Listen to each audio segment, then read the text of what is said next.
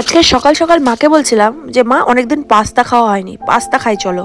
তো মা আমার কথা মতো পাস্তাই করেছে এবং পাস্তা খাওয়ার 1 ঘন্টা পর কিন্তু গ্রিন টি খেয়েছি। প্রতিদিন যে জল খাওয়ার স্টমাকে আমি গ্রিন টি খাই তা না, মাঝে মাঝে ইচ্ছা করে তখন খাই। আর গ্রিন টি খাওয়ার নিয়ম কিন্তু যে কোনো খাওয়ার 1 ঘন্টা পর খাওয়ার। আর এই যে গাছটা তোমাদেরকে দেখাচ্ছি, এটা কিন্তু দার্জিলিং থেকে নিয়ে এসেছিলাম গাছটা।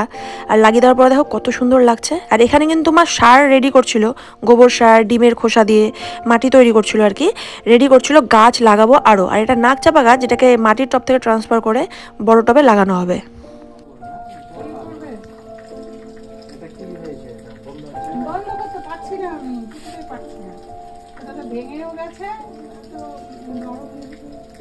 এদিকে আমি আর মা সার তৈরি কাজে ব্যস্ত ছিলাম।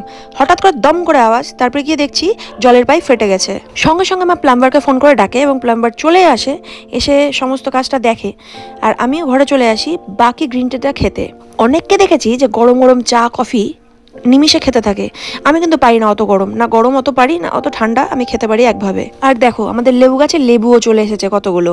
এরপরে মা আমাকে বলে লিস্ট কর কি কি প্রোডাক্ট তোর ডে টু নাইট লাগবে, সবগুলো লিস্ট কর, সেগুলো আনতে হবে মলে আর কি, মানে মাদের মেডিসিন মল যেটা আছে সেখানে। এদিকে লুক দে একটু, রে ভিডিও হচ্ছে, লুক দে লুক দে লুক দে, এদিকে এদিকে, আরে এখানে রে, এখানে আমার মুখটা দেখতে পাচ্ছিস না?